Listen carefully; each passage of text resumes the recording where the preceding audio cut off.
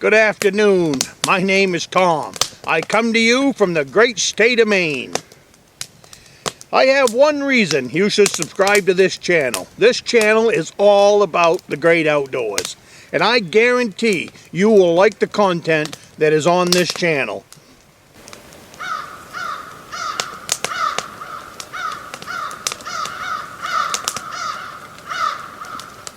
Good morning. My name is Tom. I come to you from the great state of Maine. Welcome to my cabin this morning. Today's video is going to be about warm, dry, got good food to eat, water, all the good stuff that comes along with owning a cabin. The word survival cabin is being thrown around way too much on YouTube. This is not a survival cabin. This is a cabin. This is a hunting cabin. This is a cabin. It's a survival cabin. You know what? It's not a survival cabin. I believe that is city people that have moved to, they've gone out and they've bought a piece of land and built themselves and they're beautiful cabins, don't get me wrong. But it's too many videos out there calling them survival cabins. Survival. It's not a survival cabin. You don't go to your cabin and survive the big snowstorm. It's a cabin. What's a cabin? What's cabin? You know, everybody has a cabin dream. What's a cabin? A cabin is a place you can hang your hat and it's dry. You've got a good place to sleep at night. You're warm. Got a wood stove. Here we've got an old schoolhouse stove that as soon as you get a fire built in it, it's throwing heat. I got a wood shed out back. It's most of the time it's topped off with good seasoned firewood. But a cabin is all prepped up for when you come in here. Sometimes it is a snowstorm. Sometimes I'm on my way up and drive into a snowstorm. But this isn't a survival cabin. It's if you look at everything in your life as a survival this, survival that, survival. You're too petrified. You're too scared to live. There's nothing out here in the Maine woods that's going to hurt you, kill you, stab you, run you down. There's nothing out here at all. And I would dare say that's outside of maybe Africa. You know. Now, granted, we don't have snakes and stuff like that, but the only thing you need to survive is your own stupidity. Stupid people need to survive because they lack one important ingredient to living this lifestyle comfortably, thriving. And it's pretty simple. You watch any of my videos in the last, we got almost 1,000 videos. The theme in every one of them videos is what most people are lacking when they use that word survival. I'm going to make the winter night in my survival cabin. It's the lack of common sense. They are missing the most important ingredient is common sense. Common sense when it comes to picking out your gear. You know, you look at YouTube videos and they're spending $400 on an axe. $300 on an axe. They're spending, $400 on a bushcraft knife. Up until YouTube, I doubt very much, I don't ever in my lifetime remember knives ever being referred to as survival knives, as survival axes, bushcraft knives. These are all modern terms as far as I'm concerned. They might have been around for many years, who knows? But the everyday woodsman and the everyday man that lives in the woods does not refer to this stuff as survival cabin, survival axe, survival knife. It's a tool, just like this cabin is a tool. Why is a cabin a tool? It's a tool because it has one function only. Keep me warm.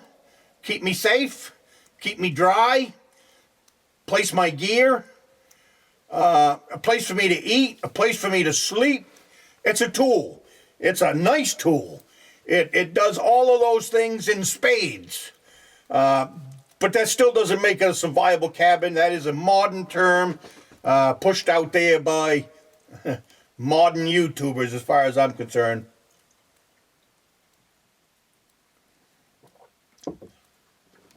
A cabin should be fully stocked. My woodshed is full of wood. My wood on the porch is always full. If it's not, it's part of my day's chores to get that bin over there filled with wood. I have a kindling basket that I keep under the table.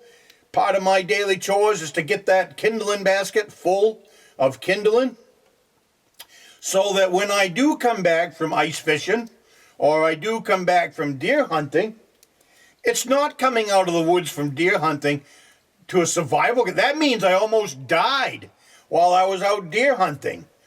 Or while I was out ice fishing, I almost died before I got back to the survival cabin.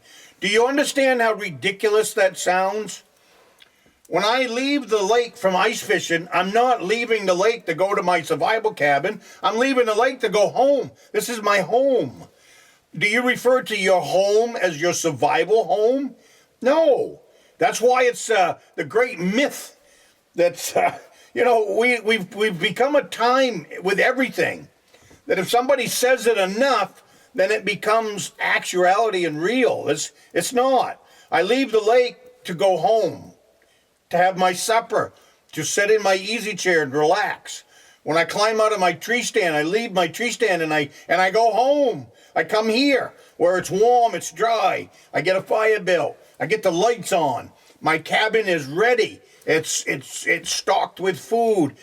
It's stocked with dry food. It's stocked with... If we did get a snowstorm here and I was snowed in for a week, there's plenty of food in this cabin that I could stay here for 6 weeks. Probably more. There's enough dry food in here that we could feed a family for a month. But it's cooking. We got to cook stuff, but it's all dry food. It's from flour to sugar and coffee. It's all your staples. But that still doesn't make it a survival cabin. I don't know how we got on this topic this morning, other than I caught a couple of videos about it. So you guys are suffering the punishment of... I don't have time most time to watch videos. But in the morning, while I'm having my coffee, I might watch a couple videos. In the evening, when I'm relaxing, I'll have a coffee and watch it. And it seemed like every video that I scrolled down through was a survival cabin. And these things are beautiful. I mean, we're talking the finest craftsmanship that money could buy on some of these places, and they're not survival cabins. Oh my goodness, a survival cabin is something that the old woodsmen of 200 years built. Winter is going to be here in 3 weeks. I need a place to stay. They would whip out their axe, saw, whatever they had, and they would put together a very small log cabin. I would say no bigger than 10 by 10, and probably closer to 8 by 10. Over in Western Maine, there used to be a bunch of small cabins from back in that time. They're all rotted out, but you could see where they was. And they was about the 8 by 10, 8 by 8. There was a whole bunch of them. It was probably a logging camp years ago. Who knows. But anyway, it was something I stumbled across. But that's a survival cabin. I got 3 weeks until winter, and I need a place to stay. It's not fancy. It's barely got a door on it. And you're in there for the winter. That's a survival cabin. When it's shaped like a home and has electricity from solar panels and all of that, it's no longer a survival cabin. We call it home up here in the state of Maine. I would be very depressed if I had to come home to a survival cabin every night, because that means I'm going to be cold. Survival cabins are not warm.